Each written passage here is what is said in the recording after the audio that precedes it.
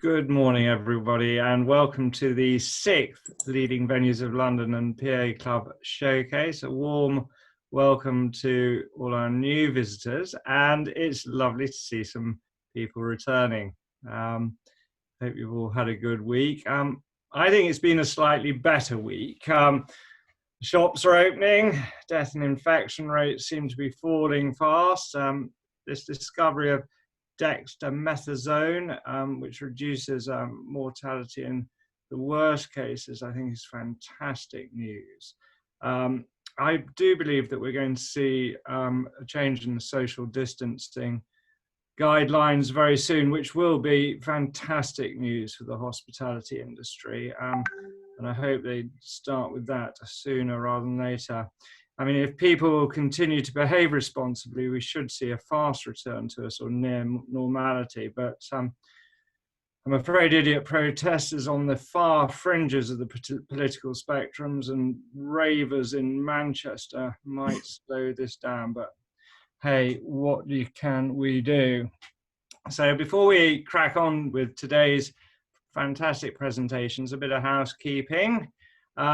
Please all mute yourselves. I think you are at the moment. There will be prizes and the questions will be announced during the presentation. So listen out for those questions and then you can send in your answer on the chat button.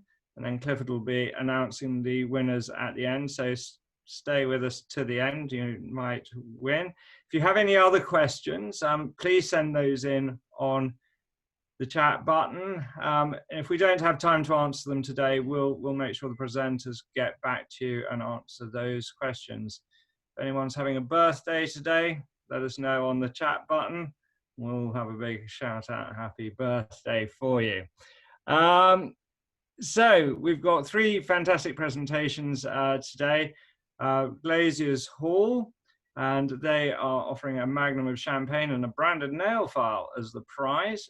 Tag Aviation, who are offering a tour of Farnborough and of one of their planes, which would be very, very interesting. Most of you have all probably been on private jets. I haven't, but it'd be lovely to see the inside of one. And then Port Lympne, who are offering a night stay in one of their bubbles surrounded by wildlife. I've never been to Port Lympne, so I'm really looking forward to hearing about that. So without any further ado, I'm going to introduce Nicholas Bills, who's the Managing Director of Glazier's Hall. And good morning, Nicholas, and over to you. Good morning, Guy. Good morning, everybody. I'm just going to share my screen with you. Can you all see my screen? Yes, excellent, good. Well, good morning all, and thank you very much to Leading Venues of London and the PA Club in organising today and inviting me to come along and speak to you. I'm going to talk to you really about what we believe events may look like post-COVID-19. We're going to also talk about venue credentials that you should potentially be looking out for when returning to selecting venues for your new events, and also what will be your organisation's additional responsibilities in relation to your people, safety and well-being. And your biggest challenge may have just got even bigger, and that's time, your allocation of time, because things will take a bit longer. For those of you who don't know Glazier's Hall, I'm just going to show you a very quick video about the hall, just showing you our rooms and capacities. But we are a historic building. We have the modern, traditional and historic parts. And we have gone through over a £2 million refurbishment in 2017. Our capacities before COVID were in excess of 500 people, but since obviously they have come down significantly. And I will obviously include in my presentation the answer to the question that will be answered at the end. I'm now just going to show you a quick video which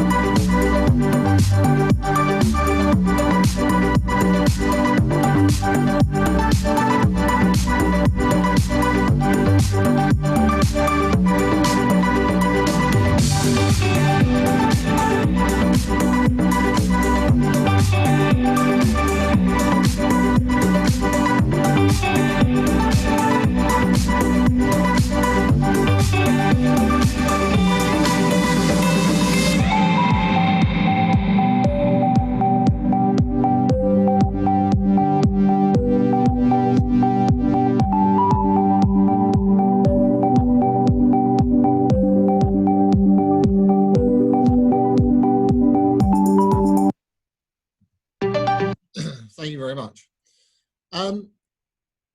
What I wanted to do first of all was tell you about what we're doing as Glaziers Hall, and very much link it into what other venues are doing and we've been in consultation with during this time. We have set out a plan that we call APP, which is an attendee protection plan, and it's all based around making sure that people who visit our hall are safe, and that everything that we are doing and that is expected is communicated, not only to our staff, but to yourselves as organisers, and also obviously your stakeholders and customers attending your events. Throughout the whole process, one thing we have found is that simplicity is going to be the key to the success in this communication and what we are looking at doing. So we have created a document that we'll share with you at the end of this to help you attend or help you plan your events going forward. We have very much looked at every point, because from when your delegates arrive at a venue going forward, there will be queuing, which will add a great amount of sort of uncertainty to the delegates as to are they in the right place, or how long will it take. It will take longer for people to register, so these are things that we need to bear in mind when doing these. There may also be additional declarations that venues require attendees to sign in relation to their health, and obviously if they have got a high temperature or anything like that. There's also a big discussion around PPE, and actually, you know, who is responsible for it and for the attendees. The actions that we're taking very much have been looking at obviously cleanliness and how we can ensure the safety of guests. And we've actually also gone a step further. As you'll see from the bottom right hand corner of our slide, we've actually taken this opportunity to get ourselves accredited for a Green Tourism Award, of which we've got our final assessment tomorrow, when we will know what grading we have achieved. So as part of this process, we've even looked at all of our cleaning chemicals and everything else to make sure that they are eco-friendly and phosphate-free, and really taking it a step further. All of our rooms and all of our general areas have sanitizer points throughout the hall and outside of the rooms, and they're outside of all the washrooms as well. This is something that we have actually always had in place, but obviously we've got more now scattered around the building to, again, reassure people that they are in a safe environment. When we've looked at adapting the rooms, the capacities, historically, and when the hall is operating under usual circumstances, our capacity is over 500 delegates. Under the new social distancing, our capacity has shrunk to approximately 135 delegates. And as you'll see from the background picture there of our banqueting hall, we have gone through and laid out the whole of the hall, bearing in mind the 2-meter social distancing rule, which is the current guidelines, obviously, that we are to work towards. We've actually then, when looking at this, have actually adapted some of our rooms. So this picture, you're looking down on our banqueting hall. We have actually got 3 huge 6-foot tall and wide apex glass pieces of glass, which actually allow additional people to have direct line of sight to the banqueting hall. So the capacities for a conference can actually be increased by using obviously greater technology by pumping through the sound to additional rooms.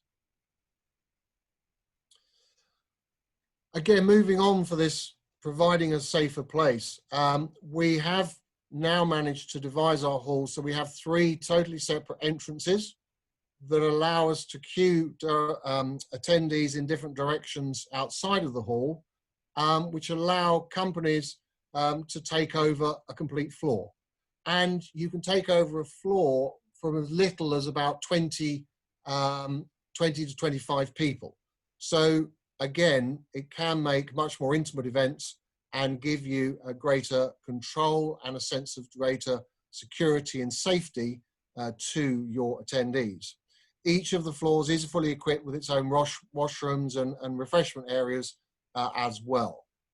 The one challenge as an industry that we've had, and that even a lot of our clients in their offices have not been able to actually fully address, is some of the hotspots. These are typically entrances and exits to loos because there aren't any glass panels, because obviously you can't see in, and also some entrances to meeting rooms as well. A lot of our meeting rooms have double doors, so by actually you taking a complete floor, it may be appropriate for you to have one of the doors open at all times so that your delegates can go in and out without potentially bumping into each other. Hybrid events. Well, this is a big word that's been branded around hugely over the last 3 months. We actually looked at this because as part of our refurbishment over the last 3 years, we've invested just short of £1 million in our technology. So we're not new to hybrid events in whatever shape they may be. And the biggest thing that I did was I went back with our team to say, what is a hybrid event? It's anything really from a trade show, a conference, an unconference, a seminar, a workshop, or a meeting that combines both a live element, an in-person element, with a virtual online component. So this is something that actually we've all been doing for probably quite a while unknowingly, where we might have guest speakers that obviously do a presentation over the internet. But the key with this is that this will allow you to include remote workers or people that are in isolation due to medical situations, and allow them to be included in your events. In our venue, you can actually project from one room to another. We can also, as I say, allow line of sight from some of our rooms to others as well.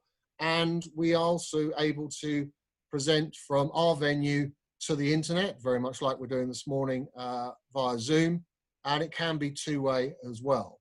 So there will be an element, and the additional cost to this part of a conference, for us in our venue, it's looking at about £800 for a full conference.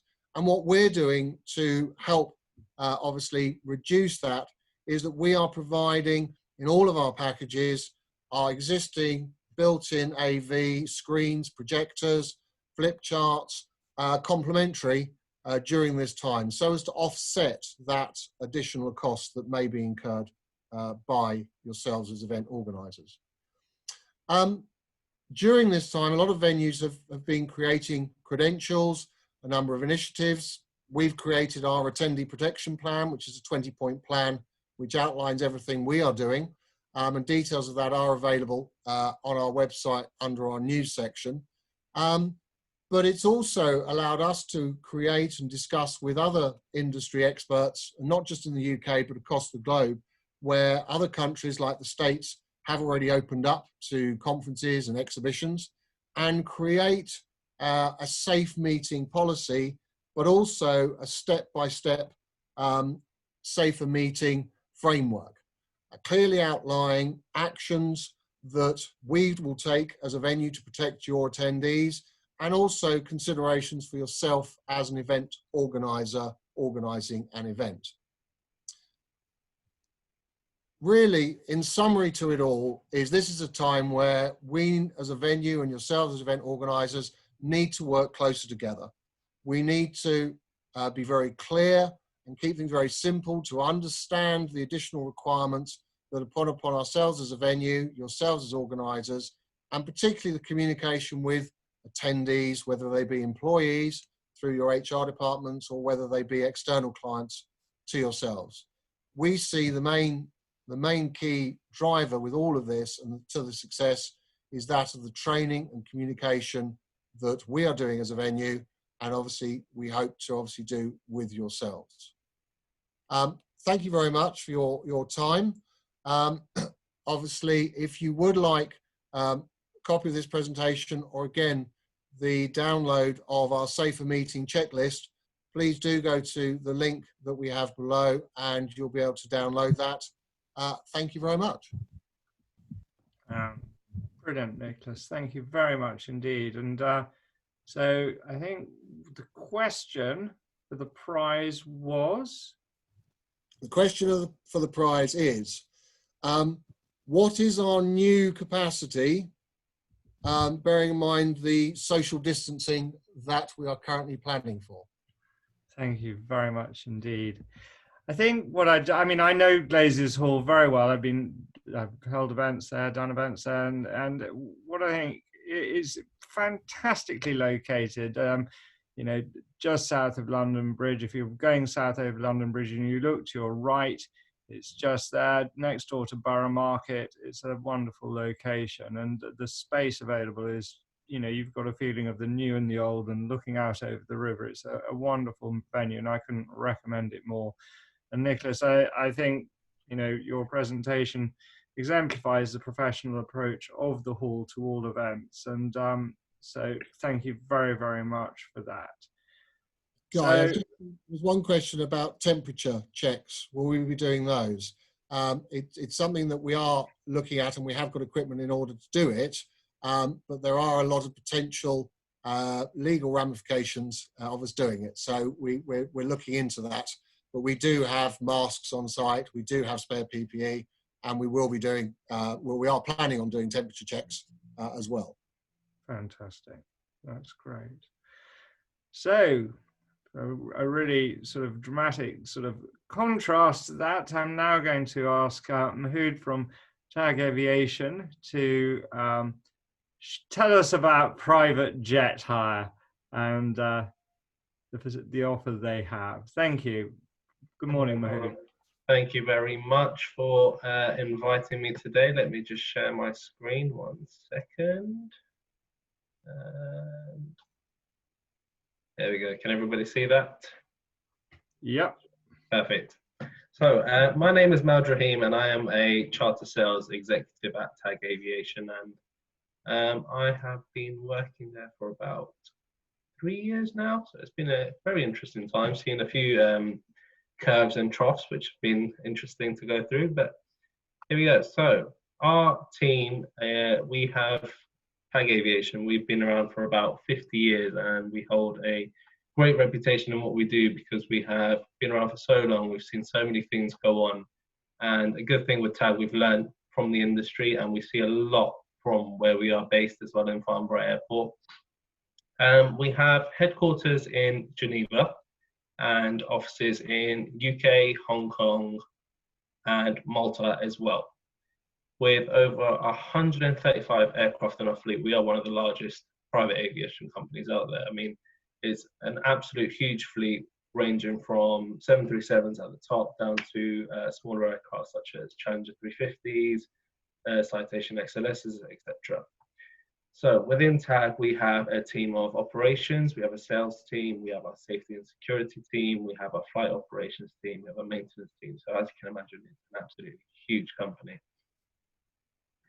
Going forward, so this is one of our brand new aircraft. This was delivered to us 3 weeks ago. It's a Global 6500, and the owner, he had a Global 5000, and he upgraded it to this because he wanted a different shebang. So here it is. And this is seats 12 people, can fly from London to Singapore direct, and it's just one of the aircraft that we have in our fleet. So we're absolutely chuffed to have this on board, and this is also the first Global 6500 in the charterable market across Europe and I think Asia as well. So we're absolutely very excited to have this on board, and I mean, it's an absolutely fascinating aircraft. So what we do is, as well as this, we have aircraft in our fleet, and they're based all over the world. This one in specifically, this is based in Le Bourget in Paris, but we have many others available all over the world, and they're all situated in different areas. Our typical charter process, it starts off with just an inquiry. We have a team of about 25 account managers and salespeople who can help out, and they're working 24/7. All that needs to happen is we receive a request from you guys saying where you would like to go, when you would like to go, how many passengers you would like to go with. And what we will do is we simply go onto our fleet list, see what's available, see what's positioned close by, and see what works out price-wise. So first what we do is search on our aircraft. If on our own aircraft there's a bit too much positioning or our aircraft aren't available, we have a list of preferred suppliers which we have vetted and audited, and strictly speaking, these partners, we only go to them if we absolutely need to, and there's a lot of checks that go in because we only use people that operate at the same standard as TAG, because there's many operators out there that won't go the extra mile and do some of the stuff that TAG do, such as the safety and security reports, etc. I'll get into that later on, but it's just we only work with people that operate to the same standard. So once we have filtered through our fleet, found options, what we'll do is we'll create a market appraisal, and we'll list a few options on there. Most of the time this is 3, sometimes it's 4, sometimes it's 5. It's just dependent on what's available at the time and the inquiry as well. We'll give you a cost-effective solution, a larger solution, and also a luxury solution. So again, giving the option open to you. Once you choose which one you want to go with, just let us know. We'll go ahead and confirm everything, and it goes from there. What we also do is, say you want to go to a tricky country in the middle of Africa. I mean, sometimes the airports that we go to are very, very tricky. Normal commercial flights don't go there, which is the need for private solutions. So we have a safety and security team behind us. What they do is, with every airport that we need to go to, we'll send them the airport, and they'll compile a full brief. They'll compile a full brief as to any issues in that country, whether there's any issues with public transport, whether there's any safety issues, whether we need additional war risk insurance to go into that country. And this, sometimes we can even send through the whole profile to you, but what we do is we summarize it down, break it down, and then send that over to you when we send up the options. As well as that, we have our flight operations team. Now, say you want to go to an airport in Switzerland, for example, Gstaad Airport. Now, Gstaad Airport has a very small runway, and weather really prohibits the aircraft going in. So what we do, we send every single airport, tricky airport, to our flight ops teams who give us a breakdown of whether we would need additional training for our crew to be able to land into that airport. So there's a lot of work that goes in behind the scenes before we can actually offer the options over to the clients.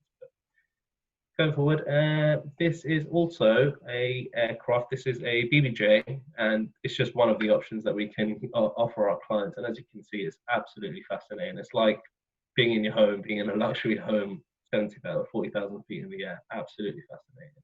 Just some of the aircraft that are available to us through our suppliers. Now, I have a little quiz for you guys. What is the cost of a charter flight from Farnborough to Paris? Now, it's about 50-minute flight, let's say, in a Citation Mustang. This is what the plane looks like. It's got 4 seats on board. Now, let me just tell you what will be included. So when you book a charter flight, what is included is you pay for catering. Now, if you want McDonald's on board, we'll get you McDonald's on board. If you want Nobu on board, we'll get you Nobu on board. If you want anything at all, any specific wine, that will be on board.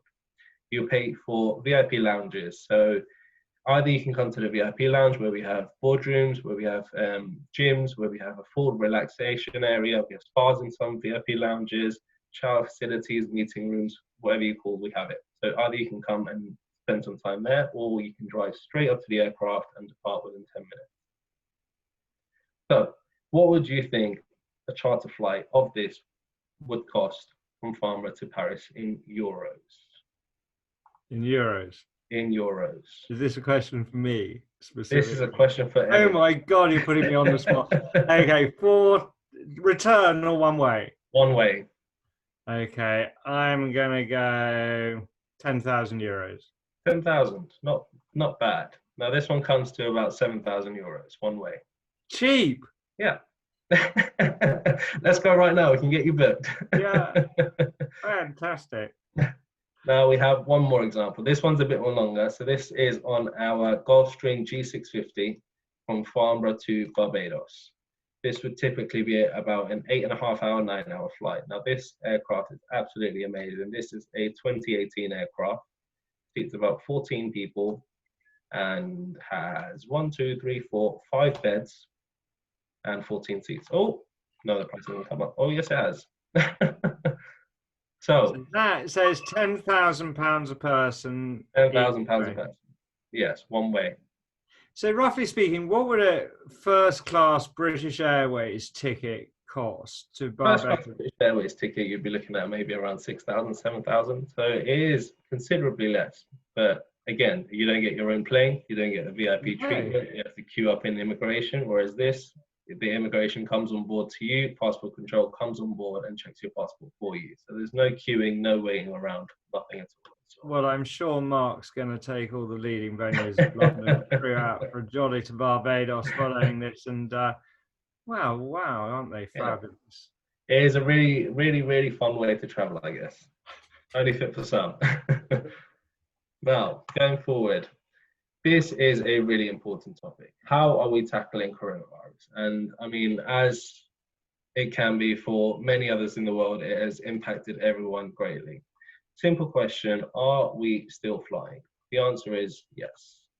We have a full safety and security team, and they have been conducting daily reports, and they work with a company called Medair, who conduct daily reports as to every single country and give out the restrictions for each country. This really helps us whenever we're sending options off, because with France, they've got specific entries. They don't let UK nationals enter unless they are residents in France. So if you have any inquiries, send them to us, and whatever we will do whenever we send options, we'll give you a brief as to what the restrictions are in each country and whether you can actually enter or not. Some of the flights that we've done over the past few weeks, few months, business flights, government flights, repatriation flights, and humanitarian flights. How do we do this? Again, with our 24/7 account management team, risk assessments, sanitization, experienced crew, global relationships, and global footprint. Now, again, with the briefs that we get as well, they also highlight public transport restrictions, whether shops are open, what they're planning to do, when it's going to be reviewed next. With our crew, these are trained through our TAG Global Academy. Now, there's a rigorous training program going on right now to sort of minimize the contact that crew have with passengers. Because on board, let's be honest, it is a little bit scary. You're stuck with 3 people at the front and the passengers. You want to minimize contact because you don't want to get something that you don't need. So we also disinfect each and every aircraft before every flight, before and after every flight. Now, this is, again, very important when we are not using our aircraft. If we are using someone else's aircraft, do we know that they're doing the same thing? which again leads me back to the point where we can only use partners that operate at the same standard. So if another operator is not sanitizing their aircraft before each flight, we will not be using them. It's as simple as that, because if we are doing it and we're sending that to our clients, telling our clients we do this, we expect to have it from our partners as well. Some of the flights we've done flights for the UK government. Now, the UK government had a few passengers stuck in Korea, North Korea, and they came down to China, and we did a repatriation flight from China to UK. We also did another flight for Japanese government, and they had a few passengers stuck in Morocco. We got them from Morocco back to Japan, and there was another flight from South America. We did South America to Heathrow, Heathrow back to Japan. Been doing a lot of repatriation flights for both UK and Japanese government. As well as this, there's a very interesting story where I received a call from a client who flew to Spain in early March, and he went by himself and was on a boat. He unfortunately contracted the virus, and for one full day he spent on the bed of the boat, lying down where he could not move, could not make any phone calls. He ended up in hospital the day after, spent 3 weeks in hospital recovering from the virus, and lucky to say, after 3 weeks, he was tested negatively twice.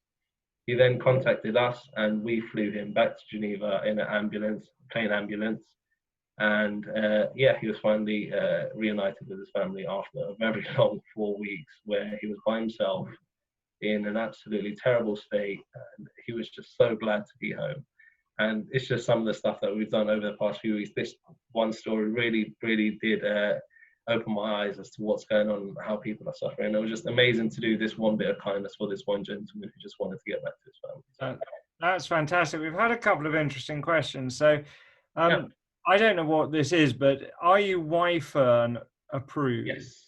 Okay. So we are YFERN approved on all of our aircraft. This is safety accreditation. So there's YFERN, there's Argus, and we are YFERN approved on all of our aircraft, based in UK, Malta, wherever. They're all approved, which is really good. Brilliant. And do you do carbon offset for your emissions? Yes. So we have a carbon offsetting program. We've partnered with a company about 2 months ago, and we offer this on if you want to carbon offset, you can, because it's an optional extra that we advise with our product. So it's not absolutely necessary. If you want to add it, we can add it onto our quotes. Okay. And will you take people's pets on board the plane? Yeah, so there's some planes which allow pets, which allow smoking. That Global 6500 that allows pets and smoking. Some people smoke cigars on board, some people take pets on board. We have one family that are based in Guernsey, and their dog flies more than a regular human being. So they fly every few times a week, and they take their dog with them wherever they go. So normally these pets are living a better life than I am. Yeah, we can do whatever. That is absolutely fantastic. And I think you've also got a question for the prize, which just tell us again what the prize is. Well, come to the next slide. Shows the wonderful trip. Go ahead. Yeah. It will be coming up in the next 3 slides. Okay. So going forward, these are some of the clients that we deal with: ultra high net worth individuals, global corporations, governments, royal families, music tours, and aircraft owners. Now, as you can imagine, private jets, we have from one spectrum to the other spectrum. There is not one sort of industry that we target. Private jets, the clientele that we have is extreme. I mean, you can have one person on one flight and the complete opposite person on the other flight the day after. And the way we sort of cater to each and every one, we have a client brief, which we add to after every flight. Again, like I said before, if you want Nobu on board, we'll have Nobu. If you want McDonald's, we'll have McDonald's. We cater, if you want a specific wine, that will be on your catering brief, and we will have that specific wine on board every single time. If you like a certain type of aircraft, if you like a certain type of altitude that you like to fly, that will be on your profile. We do this by catering to every single client, and even if there's a birthday flight, we'll put a bow on the aircraft to give it a bit of a celebration. We'll decorate the aircraft up. If there's a meeting, a corporate flight with the company's taking executives, we'll take out the meeting tables and have it set up for a meeting. Okay. So tailor each flight for its purpose. Now, the way our business works. What we have is, again, 24/7 sales company. Now, there's 2 options when you want to book. Either there's ad hoc flying, where you simply just call, book, pay, and fly as per each trip, before you can have a lease. Now, a lease, it works very well. I have a client who's on a lease, and he's been on a lease for 3 months now, but he flies over 75 hours a month. Now, it works out more cost effective because whenever he wants an aircraft, the aircraft's there. But normally, 75% of our business is ad hoc flying. And then we also have a Tag One account, which is our sort of a program where it's a streamlined process for the ad hoc type flying. There's no contracts needed, there's no payment needed, everything done is advanced, so it's much more streamlined and easier. Now, this is where we go on to our raffle. This is one of our aircraft, and let me just show you a video quickly. This is one of our aircraft, which is a 757, and this aircraft does tours around the world and is available with the Four Seasons. So we partnered with the Four Seasons about 4 years ago, and we do around the world tours with this. Now, the question for the raffle will be, how much do you think an around the world tour is for across 24 days, across 9 destinations? And the way they sell these tours are in couples, but they price it per person. So if everyone could guess how much a tour would be on something like this per person, and I'll show you the destinations that we'll be going to as well. Lie flat seat beds, absolutely stunning aircraft. And we will be flying to 9 destinations, 24 days. We'll be flying from this side all the way around the world to Asia, Middle East, India, Middle East, back to Europe. Now, have we got some prices in? Well, I think what we're going to do on that, they'll be having a think. Okay. At the end, Clifford's going to go through those, or Michael, and we'll announce this at the end. So I think let's just wait on that one. Okay, I'm going to keep the price hidden, so I'm not going to move on to the next slide. Okay. But that's where my slide finishes. If you have any questions, please do let me know, and I will give out my contact details as well if you have any inquiries, and our main charter email address. So if you have any inquiries, please do get to contact. And thank you very much for your time, guys. It's been great presenting. And I think so many of us want to get down to Farnborough now and jump on one of your fabulous, fabulous jets. It is a really fun life to live. It's really wonderful. And thank you. And very informative. No problem. Really, thank you. And I think more questions will come through, and we'll direct those directly to you. No problem at all. Great. And we're now going to have Samantha from Port Lim. I mean, I love the contrast with these presentations. We've now got something completely different. And hi, Samantha. And I'm going to hand over to you now, and off you go. Thank you. Just see if everyone can see the screen. Lovely. Can you all see my screen? Yes.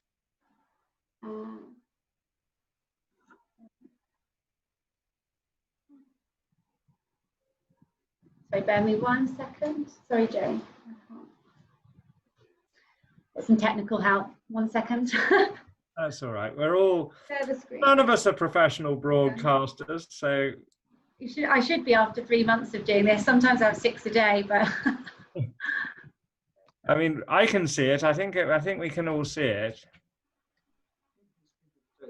Where's my? Oh, yeah. Perfect. Can you just see one picture on the screen? We can see the Port Lim and Howlett's with the just the picture. 4 pictures. Perfect. Yeah. Super. Well, I'll start then. Thank you, everyone. Well, thanks, Guy, for that. So I'm Samantha Bailey, Sales and Marketing Commercial Director at the Aspinall Foundation in Kent. So thanks ever so much for being here. I'd just like to talk to you about our wonderful wildlife parks, charity, and also the venue at Port Lim. And I do have a question at the end, where a night stay is up for grabs at our amazing wildlife park. So I'll begin with who we are. Oh, let's not change that picture, sorry. The memento.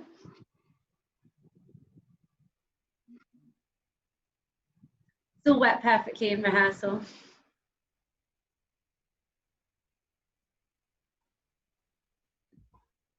It always works in Yeah. rehearsal. And now Apologies. we've lost the presentation, but here we go. Lovely. So that's still the same page. Start again.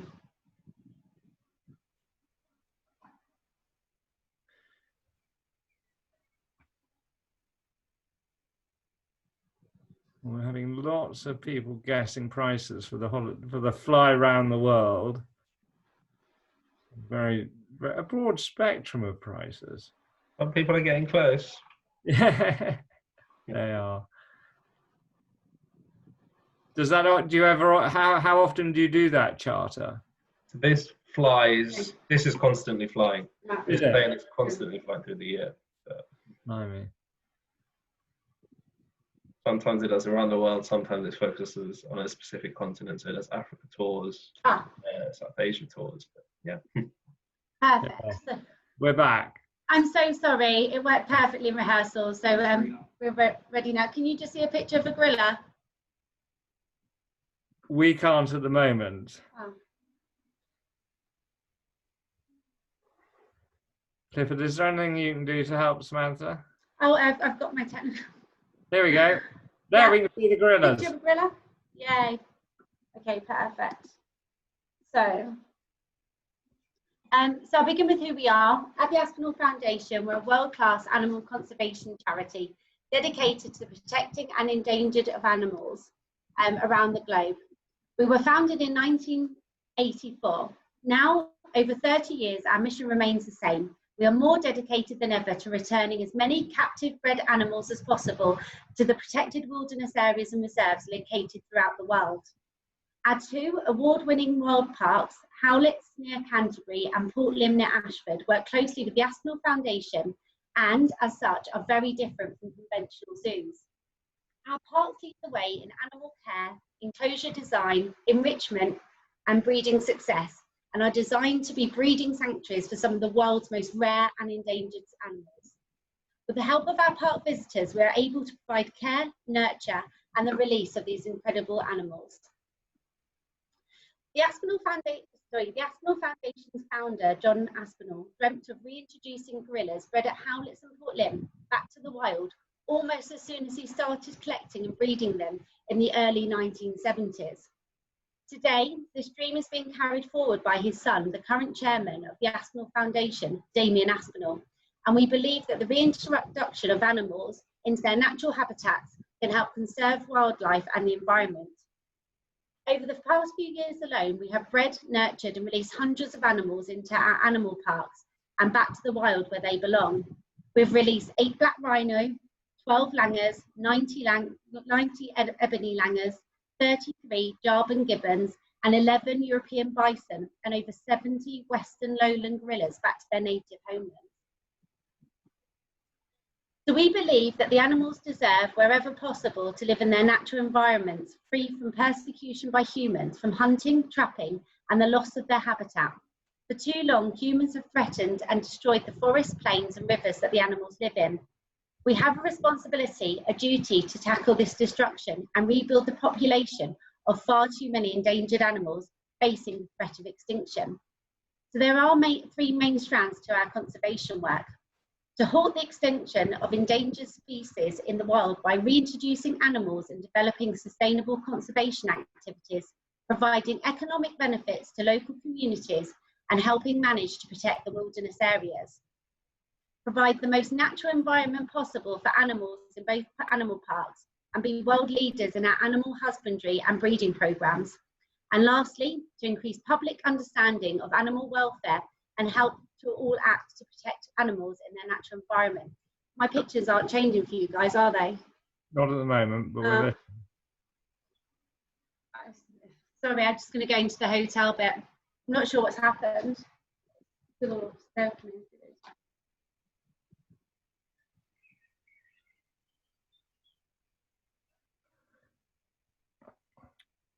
They've come out of reason.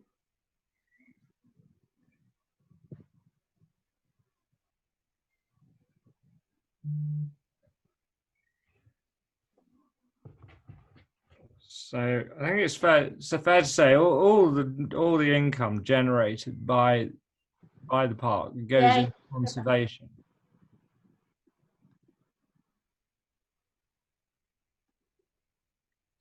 Perfect. Okay. So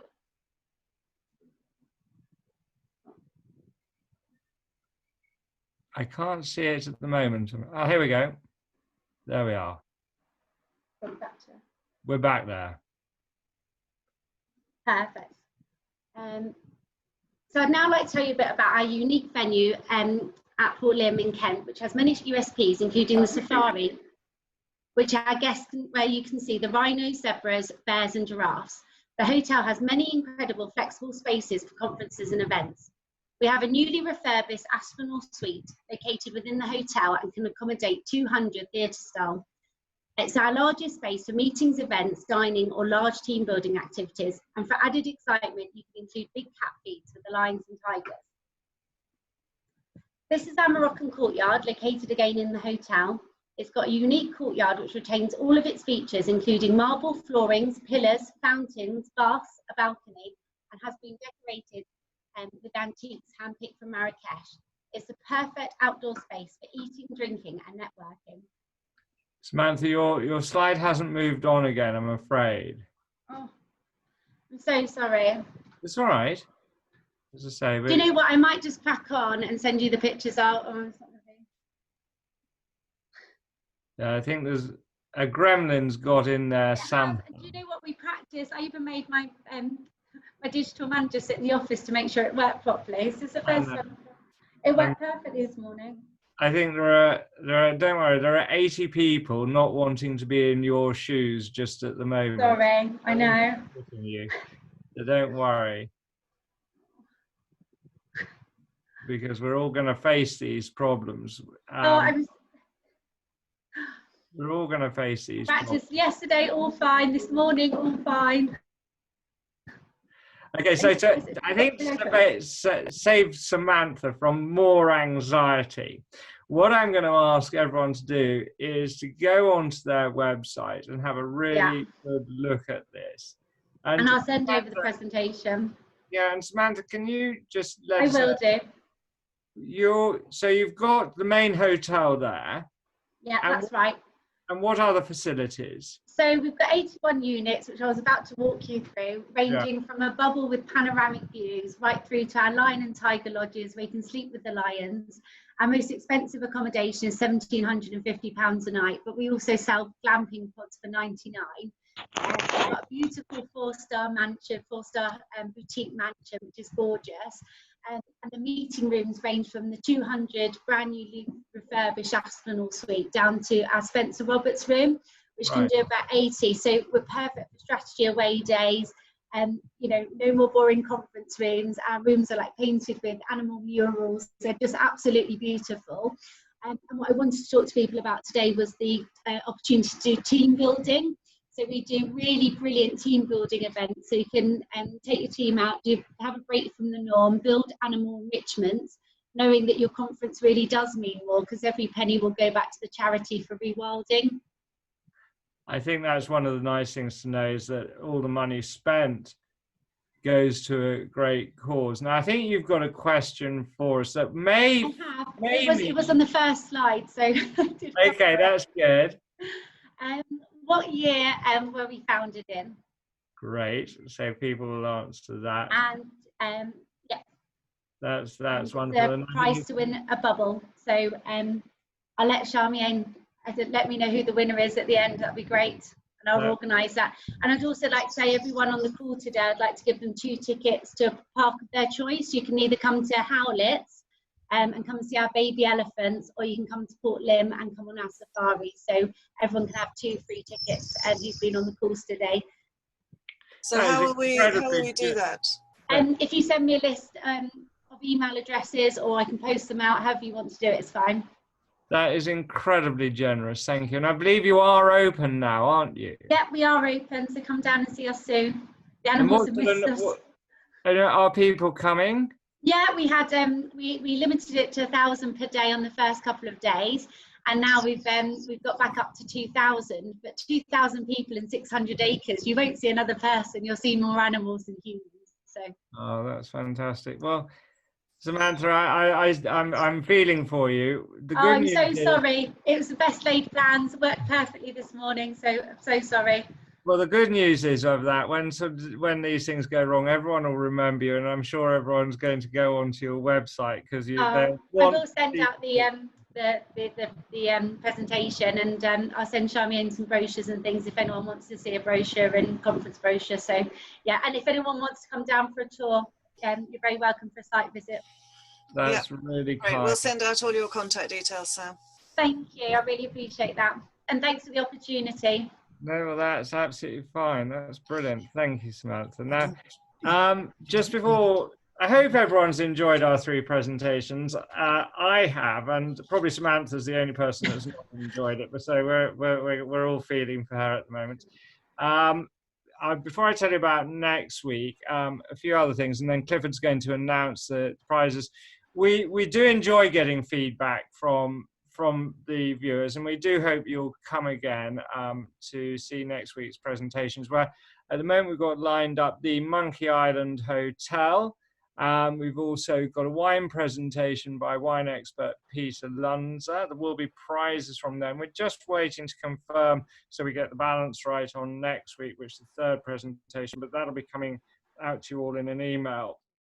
I'd just like to say, if for those that are sort of buying events, if you're now starting to sort of plan ahead, feel free to send inquiries through to Leading Venues London. We will try and match you with some of our members. And, if you mark at leadingvenuesoflondon.co.uk, he will try and place your event with one of our members. So feel free to send inquiries. This is a free service to you. Do you know what? I look forward to Wednesdays a lot now to sort of hear these presentations. I learn a lot. And, it really sort of jollies my week along. But thank you. Without you guys listening in, it wouldn't amount to very much at all.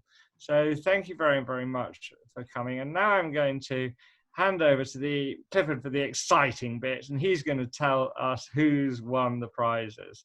But from me, thank you very much. Lovely to see you all, and see you all next week. Thanks, Guy. Hello, everyone. We have some winners. Let's just check that people are still here. Yes. So first up, we have I think it's a magnum of champagne from Glazer's Hall, thanks to Nicholas, and a branded nail file. And let me just check again for the winner.